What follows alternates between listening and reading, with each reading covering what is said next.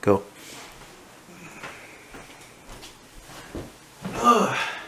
Welcome there, ladies and germs. Ladies and gentlemen, Elton McFall here, aka Retro Old School.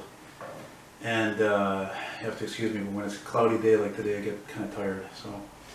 And I'm very happy to have here in my casa my good friend that I finally met today being the 1st of September 2020. It's late night, I think it's about 6 p.m. actually.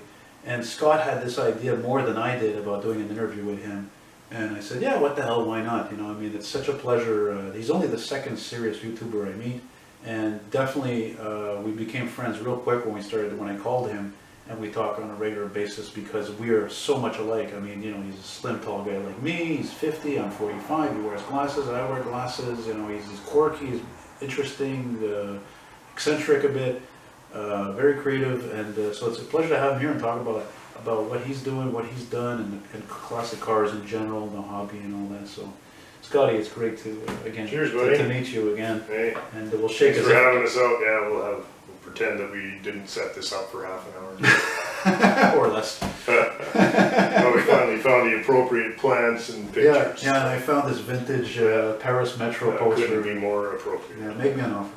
I'll ship her out there. Yeah, right. Coffee cup. So yeah, Scotty is drinking from a coffee cup I've had for years. It's so $6.99. Yeah, 940 News has been out of business for many years, and I actually was once on a radio contest with them.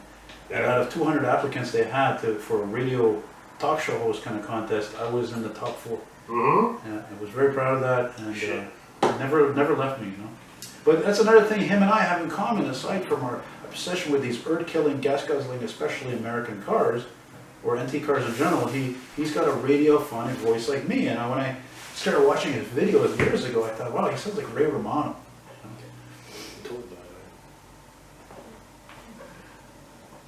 Could be worse, eh? So I guess it could sound like Ernie or something. So I'm happy to report that I was also very concerned about Scott coming over here because he didn't take a plane down like most people or even a train. No, he actually drove here on the reason of delivering with his friend his 68 Citroen DS, which he restored and completed just recently with his friends in a record time practically. And they wanted to, sorry? It was pretty hectic. Yeah, pretty hectic, and he's happy it's done. And I guess it's kind of like that with a painting I'm doing. I don't know when it's going to be done, but you know, with a heart condition, you know, some days are good, some days aren't bad. But Scott, although it's okay, I mentioned you suffer from arthritis, that nevertheless he finished that job. He's I think of all the people I've ever met, he definitely has stick-to-itiveness in his vocabulary. I think he would have made a good Italian, my friend. Perhaps. And do you like pizza? We love pizza. Yeah, that's another thing we have in common. Yeah. And so normally it would take somebody 4 days to go from Alberta to Quebec. I know I did it in '93 with my scout troop, but it took him and his friends 6 days because, well, you know, after all, you're driving a classic car. Even though everything is rebuilt or new, the technology goes back to is over 50 years old. So, and because it's not like it's a Pontiac Bonneville or Laurentian or something. Things could break, you know, and I'm trying to be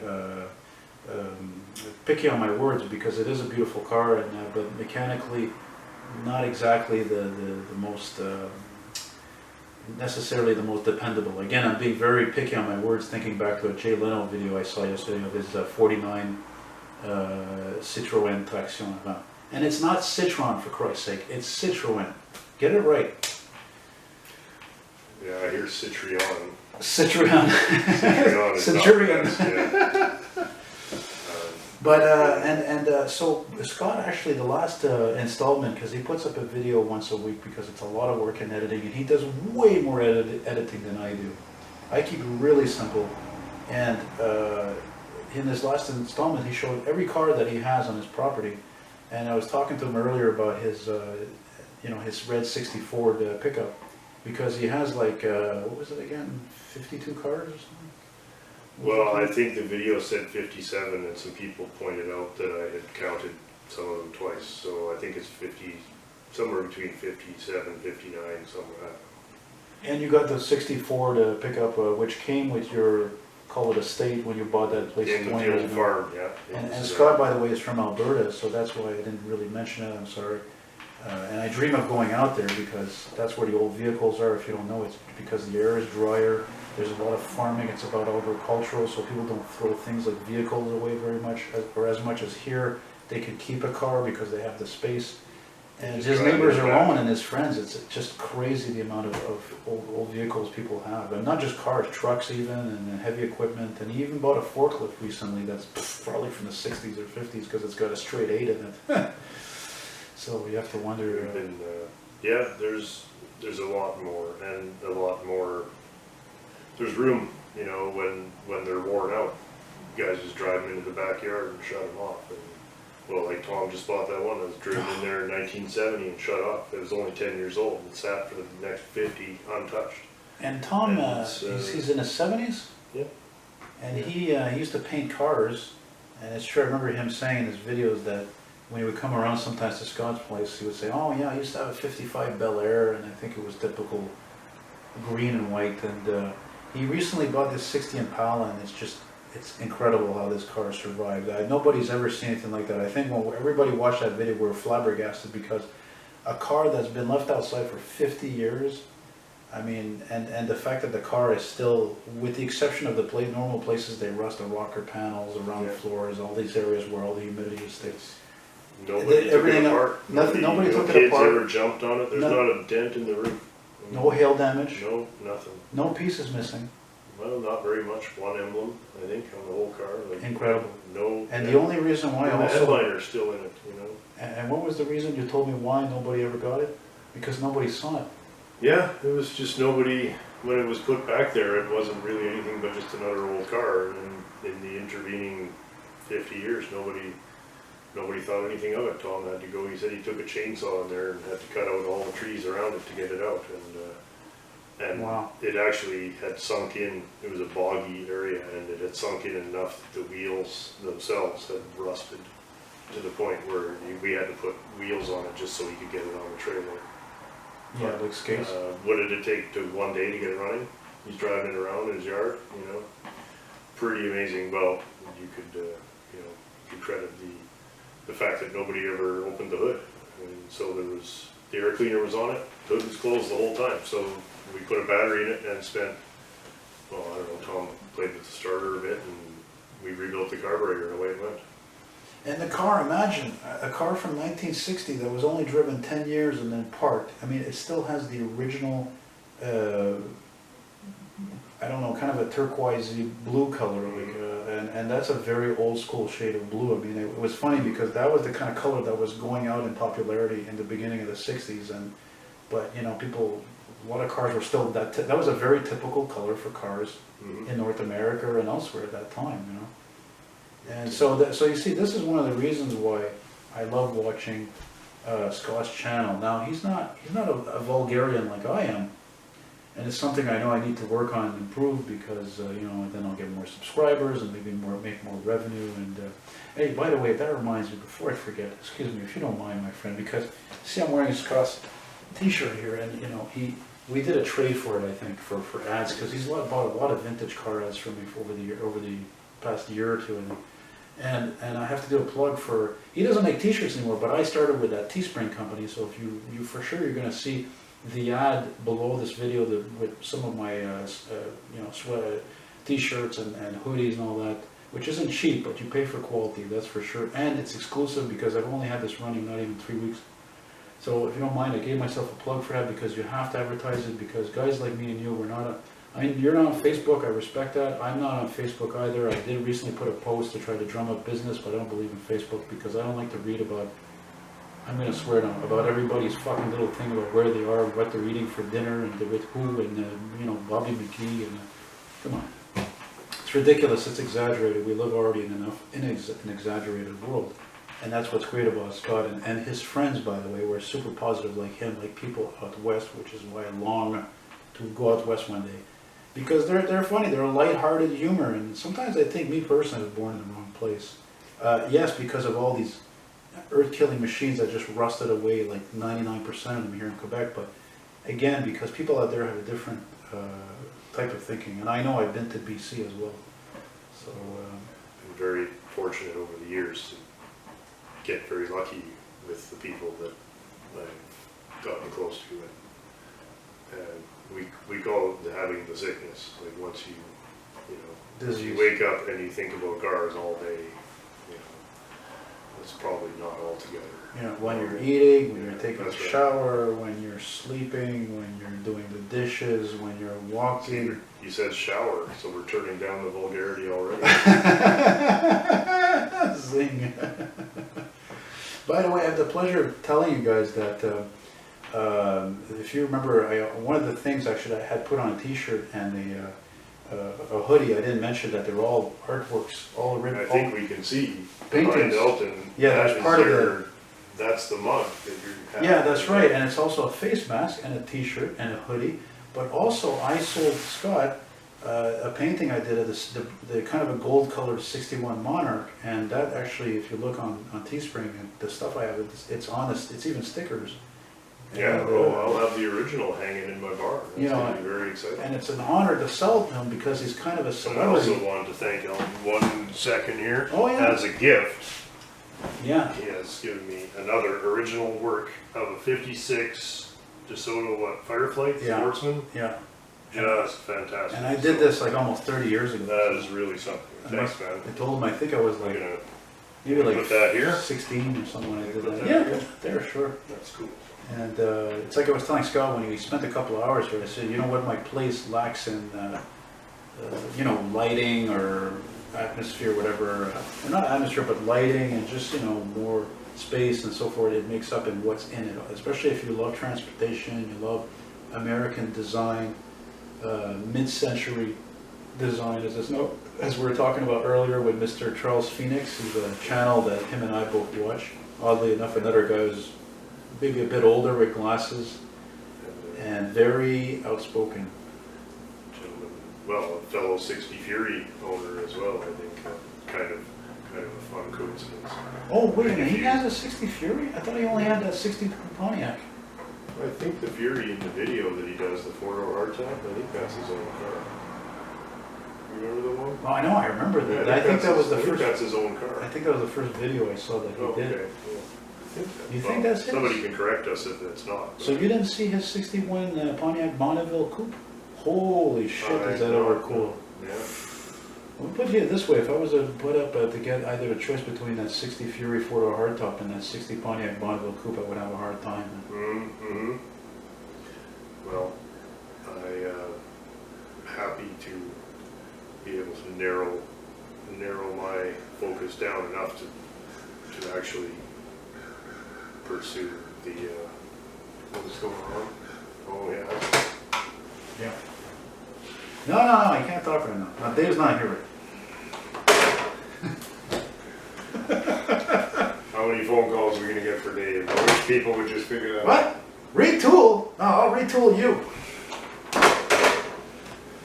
That phone doesn't work, by the way. I bought it. I don't even know if it works or not because I haven't had a phone line in years because like so many people, my cell phone took over as my main phone, which I'm sure for you is the key. Mm-hmm. Yeah. And, I used to have a landline, and I had my landline number on my business cards. And so when somebody that I didn't really want to talk to would ask for a business card, I would give it to them because I never answered that phone. And if it was somebody I liked, I'd write my actual number on the back. That's hilarious. So it was, But then again, we're and talking it was about. not because of anything other than I was not, like, just too overbooked with work. I want to make sure this is still Is it recording. actually taping? What do we Still, say, taping? still or, recording. It's still recording at 14 and 8 Still seconds. filming? Still Still filming? No, videoing. Hey, Still you guys videoing? Like that? Yeah, you guys like, hey, video it. I videoed I it. taped it. Boy, there's some crappy English nowadays. I mean, it's not like me and Scott are like high class, but if there's one thing, Scott, actually, I've been meaning to tell you, I never told you, but you're a classy guy. You're a fine bullshitter. No, it's not bullshit. It's actually true. Because anybody who looks at the videos that he makes with his friends, and it's like, kind of hick, and they're like a bunch of rednecks, and as he said, and I disagree with that because they're all classy guys. It's just because the way people talk and look doesn't mean. It's like people will judge me and say, oh, you fucking swear too much, and you talk like that's your mother, and you must have such an education. don't judge a book by its cover, man. I mean, what about Howard Stern? I like to compare myself to him because he does swear a lot. He asks questions people don't want to hear. He's a shit disturber, but he's also a highly intelligent guy. What does he drive though? What does he drive? What is a guy like that drive? Golf? I think he gets driven. You think so? I don't know, can you see Howard Stern in traffic? Hey, what's he gonna drive? Prius? Slow ride, take it easy. What do you listen to when you listen to that Foghat? That's the name of the group. Right. What would you be listening? You know what comes to my mind? Fucking Trans Am, man. Oh, the car Trans song, Am, yeah. 442, anything high octane, Pontiac Grand Prix, you know. Yeah, Slow Ride's a muscle car song. Or a hot rod. Yeah, absolutely. I don't have radios in my cars for the most part. You don't have a radio in the Newport?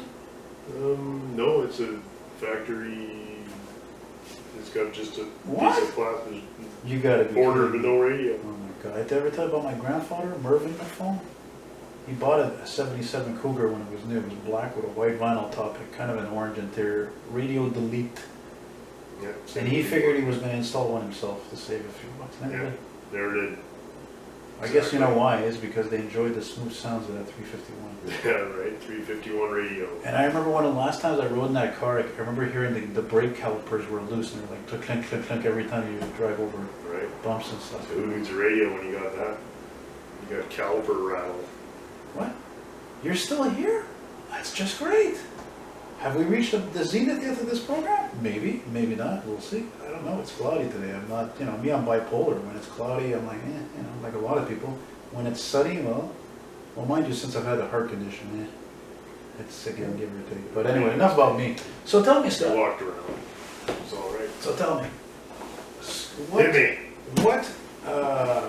Okay, so to tell you, he's so old school. Okay, his daily drivers are 72 Chrysler Newport that actually he had sitting for like 15, 20 years, 25 years. And just to show you that even though they weren't the highest quality cars made, he was still able to get the car running, safety, and on the road. Yep. Yeah, I drive that. The Fraser. Yeah, he drives a 47 Kaiser Fraser. And the Citroen wagon. Yes, or as Yes, the French call it, a Briac. A Briac. Or a Familial. Oh, yeah. And there's another term I think I'm not thinking of. Safari. That's what it was. That's what I was trying to think of the this model. morning. Yeah. Safari. Yeah. Safari and 67 Plymouth that I had since high school. Still have that. You're lying. What? You're not driving that daily. You told me you drive it once a Oh, year. not driving it daily. No. Shame on you! Still plated. Yeah, he drove it. I remember he did a drove it video not that I very was long like, ago. oh, it's so fucking cool. I mean, it's like got like a candy gold metallic with a brown like root beer metallic candy top, old school mag wheels, red line tires. It's low, like a lot of the cars from the 60s because they had 14-inch tires. And he was bringing it into his garage or whatever, the barn, and the whole back end fucking scraped. And he told me, Yeah, well, that's what had Dean in there. afraid. I'm not afraid I of know it. you don't like editing. I know, it's just Nobody gonna sound does. differently. And look what Scott brought me, thanks to his friend Mark. We Oh, restored yeah. his Citroen, and Mark wanted to give me this. I gave him a letter from Citroen I had from 1966. Look what he brought. Which is awesome. You guys recognize this? Yes, that's for sure the CN Sharps in Point St. Charles. Yeah, and Mark had bought that years ago, and Look how we were looking for a good home for it. You know what, I really think this is from the 70s, because I know that back in the 70s, for some reason, the photos, it seemed most of them, the regular photos were like, the edges were rounded. I know I have some from when I was a kid, and, you know, whatever, bibi la la, ah. Yeah, no, it's a fun picture. I'm glad that you can use it. Oh yeah, I'll have to make a little video about that. Yeah, anytime. But what were you saying about Dean now? Oh, I said we ripped the muffler off my car because I forgot to offload Dean before I pulled it into the garage. Oh, And, Jesus. Yeah, that one. What else are we driving? That's So how many cars, what's the percentage ratio again of cars that you have that run and done that don't mean that, doesn't mean they're plated? oh Because you have a lot of them that, he has what you call lawn ornaments. Like how people used to put pink flamingos and shit on their front lawn, well him it's cars, because they're works of art. And a lot of them, Yeah. some of them don't run, but a lot of them he gets going. That's part of his shtick with his show. That me, I never get enough of what we call a cold start, a car that hasn't been started in a long time and it's cold out, or or Yeah. that just hasn't ran in years? Sometimes many, many years.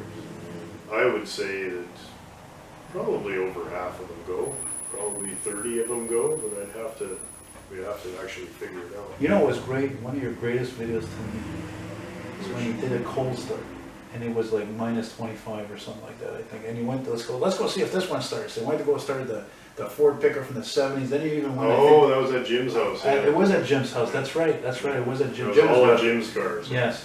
And the only one that started was Alex's Chevy. And might I ask, in case Jim watches this, because and you never told me if any of your friends are subscribed to my channel. I would assume some of them are. I would assume. And Jim, like I told for the second time today, Scott, the video he did a few weeks back of his friend Jim's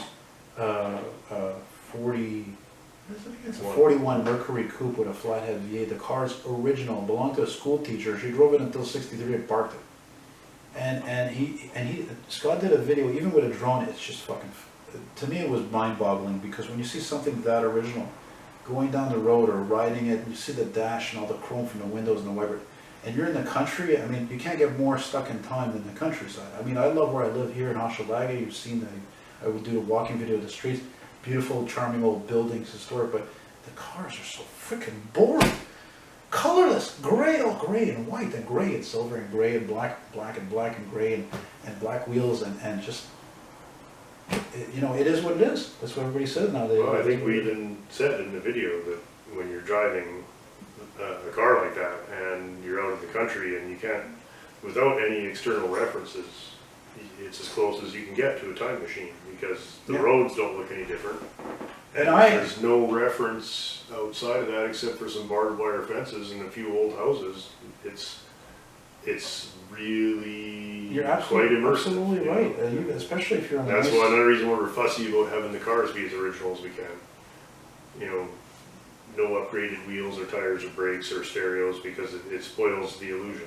And I was mentioning it even in a walking video I just saved today. Was walking on the lakeshore last weekend in Bay d'Urfé, which is next to St. Anne de Bellevue, which is near the western tip of Montreal. So you're in the burbs, but it's really high profile. And the lakeshore is a two-lane road winding by the river Lac Saint-Louis, you know. And I mentioned about how I rode last year with my cousin for like maybe 15 minutes with a friend of ours in a 67 Newport with a 383, a four-door Navy blue sedan. It doesn't even matter, the car's not mint. You know, it's not perfect, you know, the seats have a few little tears, the paint's old, but oh man, it was weather just like this. It was cloudy, just magical. I just wish it would have lasted longer. yeah, and we got some of that on the cross country drive. Oh my God, yes. Coming through Saskatchewan, we took some. We were on the Yellowhead, which is the main. The what? The Yellowhead Trail, which is the main highway Must from have Edmonton. must have belonged to the natives before. I think probably it was actually a trail, literally, and then over the years, of course, it became a highway, and it goes from Edmonton to Yorkton. And when we got on the other side of Saskatoon, headed east, the road, it was just so packed with trucks. It was terrible. And the trucks go so fast, and they're so big, and it was just spoiling the whole thing. So we just took the next right, and we did it all on little. That's what I figured. Little back roads, That's what I and figured. It's night and day. It was so much nicer. Yeah, yeah, because when you're We on a just big slowed highway, down a little bit, there's nothing to see. And yeah, it was just farmhouses and little towns, and And you're right. I mean, It you know was me. really nice. I film a lot of heavy trucks, you know, and trucks are an essential part to any successful economy, and necessary. But on the other hand, when it's like you said, when you're on a highway stretch like that, and it's mostly straight, and it's just one truck after another and another, and then one person overtaking, then the other one overtaking. so fast, and it was stressful. It is. There's even a bit of underlying stress, even. Yeah. You know? Well, there was a certain amount of stress just to complete the mission, as it were, because the car had been literally, we finished putting it together the night before. Don't stop. I'm just gonna grab a little Of water. course, take your time. This is not CBS here. That's right. WNBC. We'll cut to a word from our sponsor, and we're back.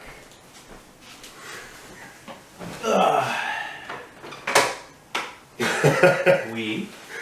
No. No? We. We. Okay, merci. Parfait. Bonsoir. That was Citroen. They said they want their station wagon back. Oh, shit, for warranty work, I hope. You know, I was thinking about that wagon of yours last night, I think. Yeah. 'Cause you know me, I never stop thinking, unfortunately. And it's interesting how there's an uncanny characteristic between those wagons and the last checker cabs that they made. Because some of the last checkers they made in, like, you know, 81, 82, maybe 80, had an open wheel wells in the rear. Mm. I think, but again, don't quote me on that. I've seen that in movies. Now your car looks like that because obviously it would have, I guess they figured it would have looked really foolish if they had put that, you know, like kind of like fender skirt looking, and I think it would have looked better that way. Yeah, I think the fenders are interchangeable. Like, I think I could put sedan fenders on the car, and I've seen a certain number of the Chaperon coach-built coupes that they made in the 60s. Actually, a couple of them used wagon rear fenders just to open up the wheel wells to change the look of the car, and I think it works with the wagon rear fenders on the sedans, but I've never seen anybody put sedan fenders on a wagon. Might be an interesting. I think it's also because where the taillights would go on the sedan, Yeah. that's the tailgate and it has to fold down. So I think they did the Very different much- fenders just so they could put Very the much vertical like, very taillights. much like a checker. And when I remember seeing, it turns out it was my car when I was a kid, because there was only one light blue metallic Citroen station wagon in Edmonton, and I had never seen one. But the three vertical taillights, I thought it was a DeSoto. I went up to the guy and I asked him, "Is this a DeSoto?" And I'm like, "9." Yeah, that is weird. Yeah, That's really and weird. he's like, "It's a Citroen." But it's so cool. It's so and I'm cool. like, "What?" So wait a minute. So you like that wagon more than the sedan? Well, I like wagons. And what about You the know, convertible like they one of made? each. Oh, that's a little out of my league. Yeah. Those are, I think one just sold for $300K.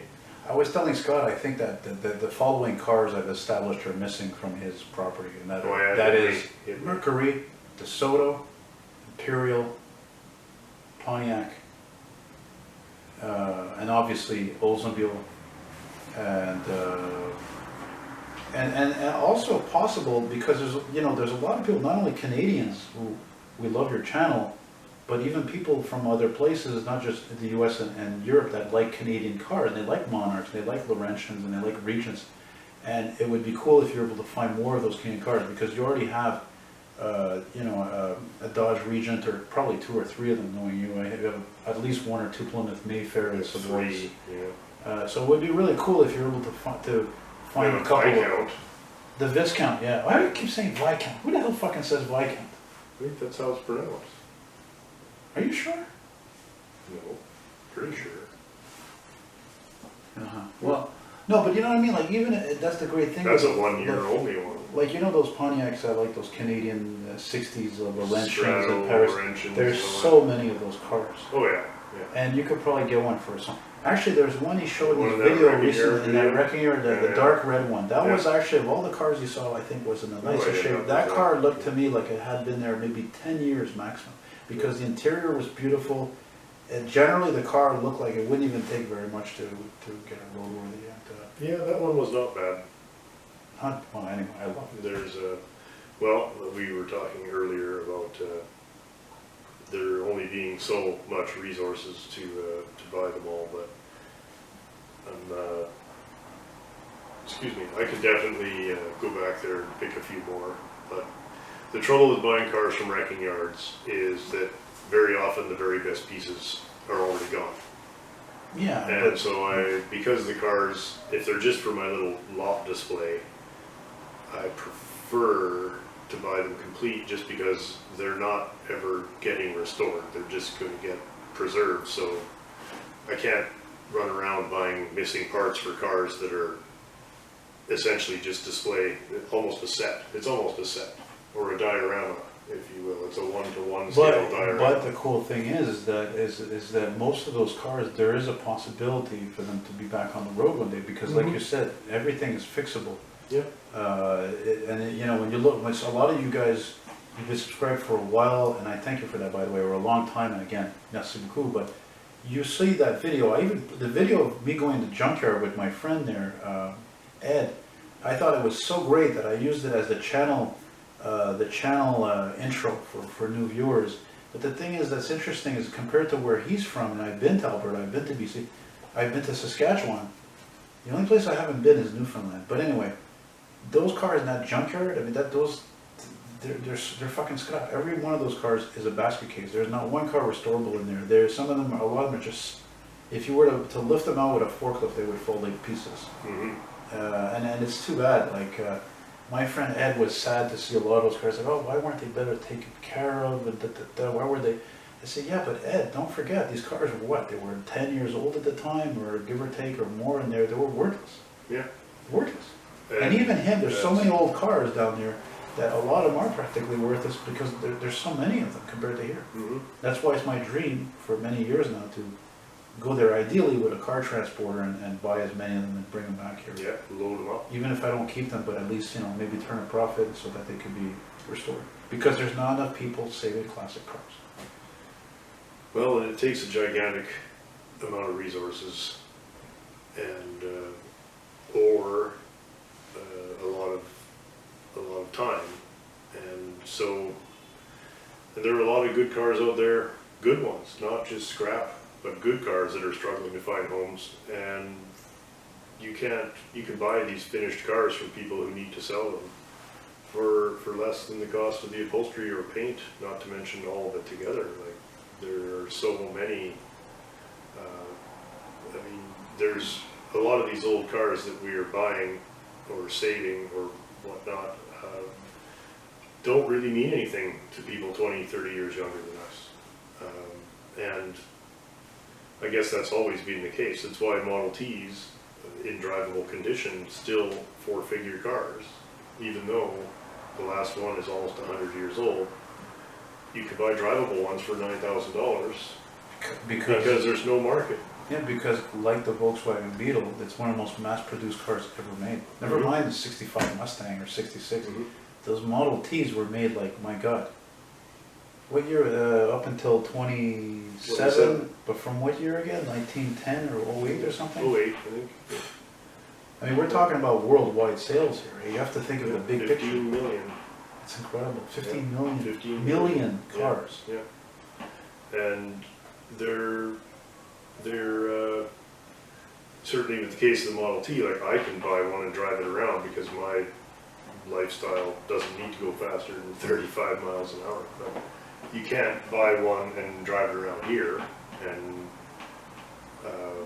ditto the Fraser. Like if I lived in a big city, I mean, I wouldn't be driving any of that shit. Yeah, well, I think as far as I know, the Fraser is a lot easier to drive than the Model T. Model T's apparently are hard cars to drive. No, they're not too hard. It's just they have very modest limits.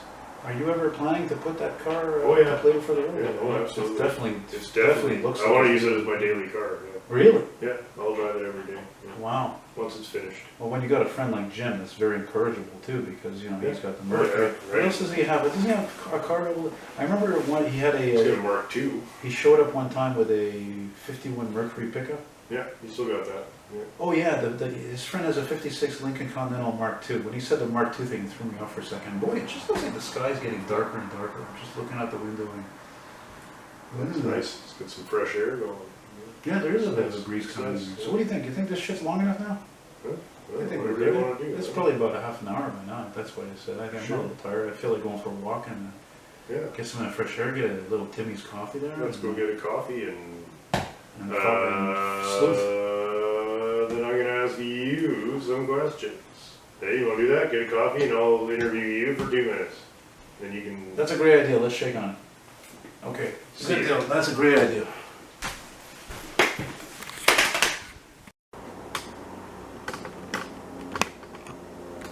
Rolling. What? Interview the cat? Well, is he coming? All right.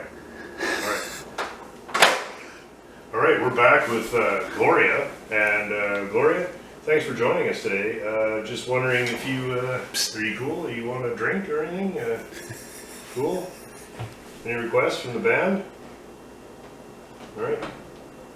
All right, thanks, Gloria. Tell me about your first car. Oh, well, he's back. All right. Thank you guys for joining us. That was Gloria. Come here. Come here. funny how they play coy like that. It's like, come on, you know what I'm fucking talking. I've been doing this for 5, 6, 7 years now. Just, you know? Yeah.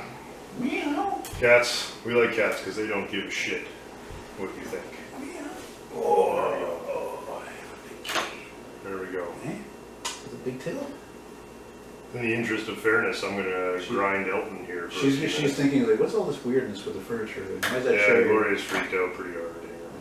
It doesn't take much. She hasn't left this place in over a year. Yeah, well, she looks like she's gonna handle it. Well, Gloria the cat. What was your first car, Gloria? I think she I said had Mercury. one. Mine was, oh yeah? What year? Yeah. Hey? Long come? Me too. Hey, what's that? Look, hey, is that a camera? Hey, is that the camera there?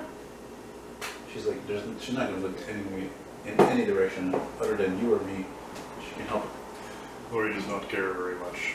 So Scotty's going to grind Elton, yeah. Yeah, right. we're back with Elton. And you're going to ask me why we collect all these fucking stupid toy buses, right? No, because then I would have to answer the same question myself.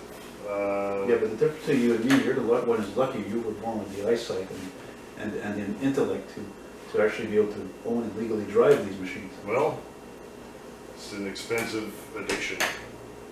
I guess there are worse. Oh yeah, we know There that. are worse, we know that. You've seen some of the people in my neighborhood today. Yeah, well, that's right. Although, some would argue that if you buy enough cars, you end up in the same place. So, what was the first car that that you remember? First car that you remember? Or you The remember first car that I remember. That you remember only, exactly what it was? Only a car guy would ask me that. How old were you when you remember I think first I car have to say that you know exactly what it was? I think that would have to be my parents' '72 Mercury Marquis, Chrome, 4-door hardtop, dark green, black vinyl top, 429. That's the only reason why they sold it. They got a typical like people back then. They got their car off an uncle or something, and but they got rid of it because it's just horrible, atrocious gas mileage. But yeah, I remember that car in the driveway. I remember it on vacation. And I remember my mom also mentioning so many years ago that me and my brother, when we were riding in the car, we were very quiet because, you know, it makes sense because in a way those cars, they're so smooth. I even have an ad for that car from 71, 72, it's almost the same thing. And there's a guy playing a record player in the back seat to show how smooth the rides were on these cars. Yeah, for sure. I mean, even in Ford in 65 with the Galaxies and cars like that, they had an ad where they said that the ride was quieter than a Rolls. Was. I even have that ad actually questioned. Yeah, or two. Yeah, it was an LTE, wasn't it? The first LTE or Galaxy 500? Yeah, I remember that. LTE Galaxy. It's the same thing anyway. Yeah, I think it's kind of gimmicky, you know. That was what collection for me? It was the Consumer Guide, Car Spotter Guide, 1940 to 1980. That I spent probably 2,000-3,000 hours memorizing. 1940 to 1980, so it was a used car book. Well, it was a Car Spotter Guide.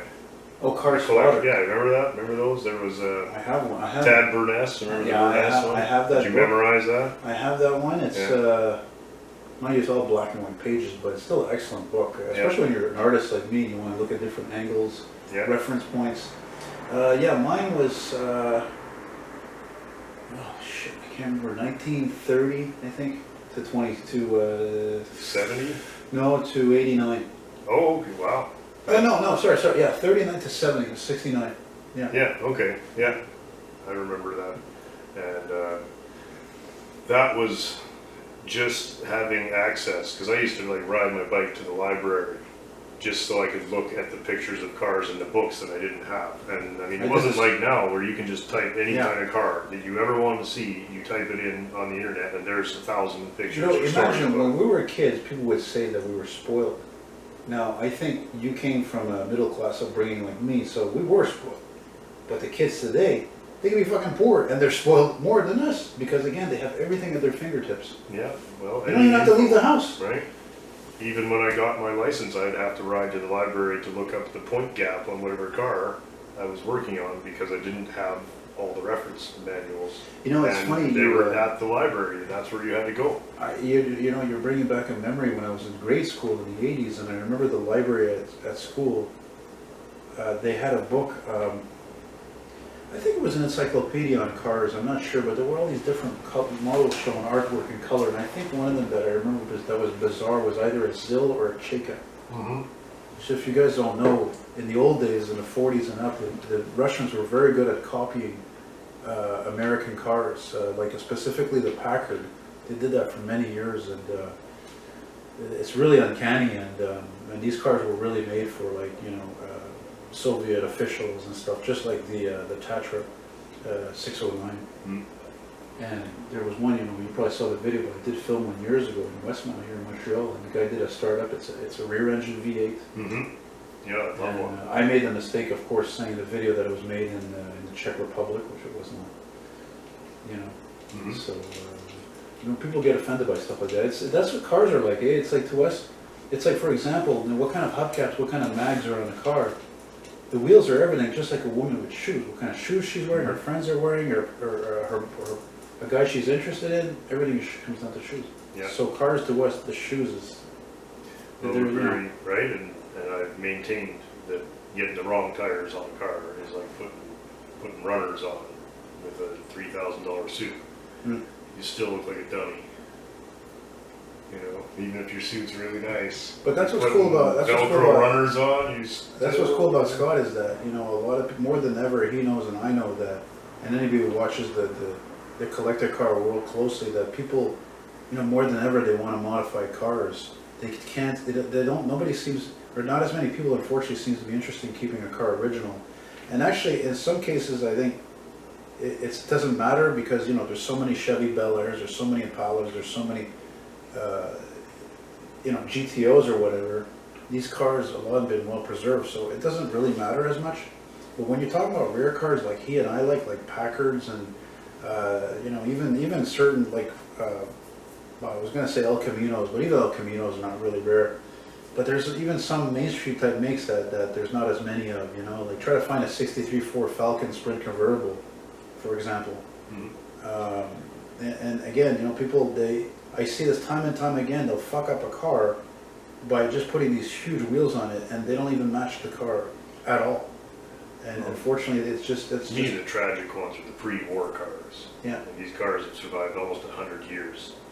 And guys, I mean, they mess with them. Destroy it. Yeah. And I mean, now, so, if you scrape something out of a field with a shovel, and it's just a big pile of rusty shit, and you want to make a hot rod out of it, you know, go ahead. I'm all for it, because it's better than crushing it. But yeah, to take nice, original, untouched, somebody preserve that car, and then just brutalize it with a bunch of mail order, you know. Yeah, I'm the same way. I didn't stipulate that. Yeah. You know, it's not that I don't like hot rods or customs. I do. That's right. They have their place. It's just that, yeah, they do. But again, and like he said, a lot of cars would have been mothballed and crushed. Yeah. But when it's a car that could have been, you know, put back to original condition, and that it is still original, like the interior, the motor, numbers matching, regardless of the condition of it, that's a shame. That's like a crime against nature. I remember a few years ago, Gloria, you want to be in the video? Hey, you want to be in the video? I'm guessing no. Hey? Anyway, a few years ago, when I was on Facebook, and this is one of the reasons that led me to just, you know, close my account, because I just got tired of seeing all this negative crap, but somebody had pointed out a picture of a 74 Caprice Coupe, which 74 cars are not that common because they were built right after the oil crisis, and then because of the oil crisis and the price of fuel went up, people like freaked out and they avoided the big cars generally. So this guy had a 74 Caprice that he got from his grandfather. I guess he had inherited it somewhere in the States. The car was completely original, amazing paint, the chrome, right down to the optional wire caps. And then he found a picture of it, and this guy bought it, and fucking ruined it. Painted a candy apple red, the interior was also a lot, it had mags on it, tinted windows, I mean, like, just every cliche you could think of in the book. And it's such a shame, because to me, I think, like Scott, we love old cars so much that it's a religion, and that they're basically, to me, it's like pets or babies, kids. There are certain people who shouldn't have any of these things. They shouldn't have pets, they shouldn't have babies or kids, or they shouldn't have old cars, because they're going to fuck them up one way or another. Well, there's certainly the thing I think to remember with when people start modifying cars is that the year that you decide to do the modifications goes out of style even more quickly than the original car did. And so it's to say that you're modernizing and updating a car by making it, you know, by taking all the original pieces off, you can never go back, and then your updating job, your restyling job is out of style because tastes in custom cars change just as fast as tastes in production cars. And so when I see, you know, cars that were modified in the 80s and they stripped all the chrome off. Remember in the 80s, guys would paint the grills, body, everything had to look like an AMG Mercedes for a few years in the late 80s. Even I thought that was cool. And a 53 Buick with painted grill and body, I mean, it just looks, terrible. I'm just gonna say it looks terrible. I mean, if you have a 53 Buick with a painted grill, I'm sorry, but. Actually, you know what? I need to tell you what's even worse than that. I've seen this, thankfully I haven't seen this much in my life, but it's people who, they restore the car. They'll even go as far as restoring it to the original color or an original color or close to that was available at that time. The original fucking hubcaps, dog dish, whatever. But then they don't have any money to re-chrome the grill or the bumper. So what do? They repaint that silver or gray even. And it's like, man, it's not a pickup truck, you know? It's just... Yeah. Like, for example, I've seen a 52 Chevy for sale like forever on Kijiji for years. And that's why nobody wants it, because of that. And you know what's funny? Those cars, by the way, I think there's more of those cars than later model Chevys that I see for sale. I'm serious about that. I even when I went to Cuba, I couldn't believe how many, like, 50 to 54 Chevys. They're just raining at those cars. Yeah, that was a very popular car. No, not only that. I think world. it's because they were probably better made than later models. I mean, the other models They're really tough. Like we were talking earlier, the 59 Lotus, right? 59, 50, 60, but they probably were not as good. They were not as tough, for sure. And okay, 59. That's a great, Great year. great. What's your favorite 1959 car? Cadillac. Have we met? Well, I wasn't sure. Really? Buick for me. Cadillac, eh? 59 Cadillac. Yeah. I Pretty hard to argue with. I could talk to you about that car for 20 minutes, bro. Yeah. Just about how, like, one of the first classic cars I ever saw.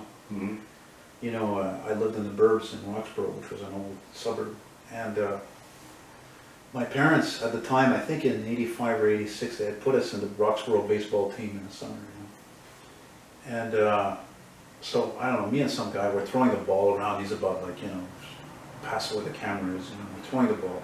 And what do I say? And mind you, this was like a year or two after Ghostbusters came out. So what turned me on to old cars was Ghostbusters, Ecto-1 ambulance, and of course the loaner cars my dad had in the early 80s. And I see this red 59 Cadillac Series 62 four-door hardtop with a white top with the wide wells go by, and it felt like I stopped breathing. I was like, Yeah. and I'd never seen anything like that, you know. And here I am, I'm like, you know, 10 years old, 9 years old. And you know, it stops at the stop. Then it turns the corner onto my street on that street. 390 V8, 325 horsepower. And later on, I found out that this kid in the baseball team was like a couple of years older than me. It was his dad's car. So I befriended him really fast. And one day I go over to his house. He didn't even live far from us at all. It was like a bike ride over there, whatever. And I remember I was in the basement checking out his dad's stash. His dad had vintage jukeboxes in there, and pinball machines, you know, another maniac, you know. So his dad yells downstairs, like, Tyler, I'm going down to the store to get some stuff. You want to come? You and Elton want to come? And he's like, can we take the Cadillac, Dad? He's like, yeah, okay. What? Right. So he had one of those homes where, oddly enough, also the door and the garage door were red also. But he had one of those sloping driveways, you know. And the park was, you know, parked next to the garage door, and he turns the key. So I didn't know at the time that it was, you know, the battery was weak, because I think another time I went by there and he had the fucking car on this really old battery charger. And we were driving and people were like, oh, look at that car and everything. We're sitting, the three of us, in the bench seat, you know, typical gray, kind of a gray, two-tone gray interior. And I've always been curious ever since that time, what happened to that car? You know, I'm sure it was restored, and I even wonder actually sometimes if it's in Britain, because I've seen a video that I even rewatched recently, and somebody's taking out of one of those storage places, you know, where it's like garage after garage, garage, because there's no space over there in Europe, and it was the same thing, Series 62, red with a white top. And imagine what blew my mind was, let me just check, make sure this thing's still recording, because I got a loud mouth, I think could have gone beep beep, okay, we're good. And imagine, a few years ago, I find this, I look up Roxborough where I lived, you know, and now it's Roxborough Pierrefonds, because they merged Roxborough Pierrefonds. And I find this video somebody did in 1985 in Roxborough, not far from my place, and it was this fucking Lada that got on fire. A Lada!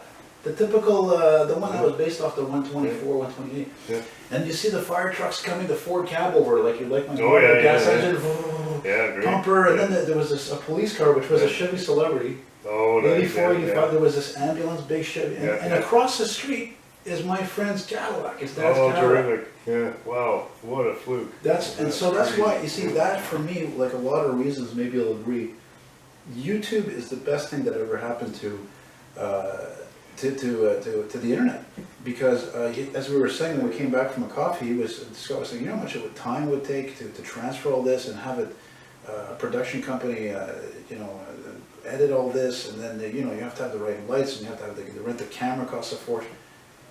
Yeah, we can sit here and do this is just terrific, and that we can make what would have taken a studio full of people to do. You can do it yourself, and that's, you know, it's funny. I mean, even all the music, I do all the music on just a cheap little computer, and you have recording studio quality stuff. It would have been amazing quality. I put ads on with my phone a lot of times, just so I can be in my room and I don't have to do it on my computer. Now that the technology, amazing. You know, I was just thinking, no, it's too bad. The amount of stuff that has been transferred and uploaded that you would never get to see. GM design training videos. Oh my god, factory videos. Ever see how they put together a car? The amount of work in that? There's so much, but you would never ever get to see that if it weren't for YouTube and stuff. So to try, you know, try to make something worth having up there, you know, it'd be kind of fun. And hat switch, hey. Just you look a bit like a farmer like this, you know. You remind me of my grandfather. You look like my grandfather. That's the funny thing. I wish I had a picture to show you. His name was Raoul Roy. And I was going to say something. Now I forgot what the hell it was. Okay, yeah, man. Where's the triangle? Absolutely. Well, sorry guys. It looks like the camera. Looks like the camera shut off. Yeah. So I don't know. It takes too long for me to find what place around what we're talking about, but it doesn't really matter anyway because this is going off. We're probably talking about cars. Of course. What else are we talking about? We're not going to be talking about. Well, you know what we're not going to talk about is anything else. Because so anyway, we're wrapping. Everything else is a sore subject these days. Yeah. Well, we're wrapping it up, you know. So. Yeah. Hey man, thanks so much for having me over. Oh, my pleasure. Thank you very much. It's been thanks a great for helping time. a bit with the setup here. Oh yeah, it was fun, eh? Yeah, really. Right. And we'll. Hopefully this will get you know, 1 million hits, but it won't. So. Maybe if we're lucky, we'll get you know, I don't know, 50 thumbs up or something. Yeah, maybe you'll get. Maybe somebody will watch. Yeah, the CBC. Right. Maybe they'll, well, you know, I was gonna say. Maybe they'd give us a TV show, but why would we want that? We've got our own. And yeah, but I kind of dream of that though. Really? Yeah. Well, yeah, because there's a notoriety and then more of a steady income than the income I get from being a YouTuber. And again, guys, I apologize for the added commercials in my videos and other videos, but it's helping to make more revenue because last month when I got paid, I only made $400 and change. Yeah, I think we should point out that some people, I think, have the misunderstanding that this pays well, and it's you know, it's not the case when you consider how much is out there. That you know, Elton does this out of the you know, obsessive compulsive. You know, well, you have to want to do this because there's a lot easier ways to make a living. There's a lot easier ways than getting out there and putting yourself out there every day. And, you know, it's a job. It's a, it's a lifestyle to a certain extent. Well, look, for me, it's fun, it's easy. But it's hard in the sense where I don't have a lot of friends, so there's a lot of solitude, unfortunately, and I don't trust those people as much as I used to because I've lost a lot of friends due to being an eccentric and bipolar and blah blah blah.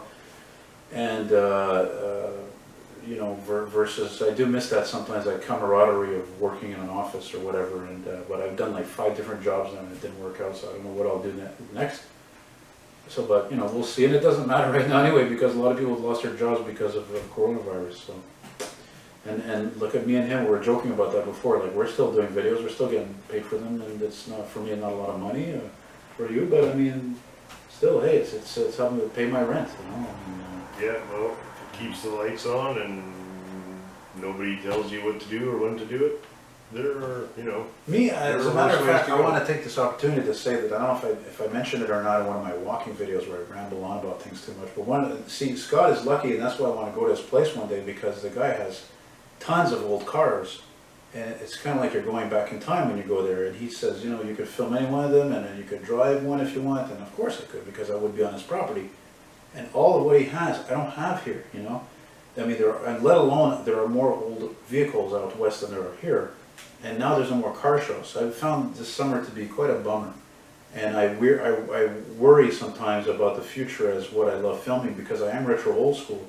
But I don't, you know what I mean? Like I love to bring videos every day, but again, to have the subjects that you want to see. Like I know a lot of you people, a lot of people love the snowmobile videos. I love filming them. But it's getting harder and harder to find, you know, old fucking snowblowers that are at least 25 years old with Detroit diesels in them. You know, or let alone dump trucks from the 90s or older. Forget about it. It's just that all this equipment gets older and older, and it's harder to find parts for it. And by the way, that reminds me, I should mention, Scott was mentioning to me not long ago that he has a friend who found a C-card snowblower, which has a Detroit in it, here in Quebec somewhere, put it on a train and brought it to Alberta. So all the way around. Yeah. How's that for serious enthusiasts of something that's a lot of people wouldn't even think twice about? Yeah, somebody in Montreal here is restoring one of those. So, if you're watching this, get old Elton so you can film it when it's done. Yeah, cool. Yeah, and if by any chance you're the person or you know the guy that I filmed his C-card snowblower probably from the 70s that was in RDP, and I had him turn the corner and those fucking Detroit was just screaming. Yeah. I want to film. I definitely want to film that actually because I've been back there I think 2-3 times since then. I never saw it. I don't know. I never had the timing for a snow removal over there, so I don't know what it is. But and frankly, I don't mind saying that the reason why I saw that blower there than all places is because a lot of Italians live there, and Italians, tip my hat off again to you folks, but a lot they just love preserving history. They like to restore stuff. They like to keep it going. They're attracted to design or the. It's just I love their passion about it. Like my friend Danny's Buick, for example, that 71, I did the video of, hey, guy's 25 years old, he bought a big bateau, big boat, 455. That's beautiful. That's a beauty. Because there's not enough guys like him interested in buying old cars and preserving them. So, you know. Anyway, that's it. And boy, it's really hot in here today. Whew. And thanks again for watching. Merci beaucoup. And Scott, thanks again for coming, buddy. Really great pleasure. Cheers, buddy. Thanks so much. My pleasure, my honor. Take care, guys. Keep your buck on the ice. And don't take any wood nickels. Bye-bye.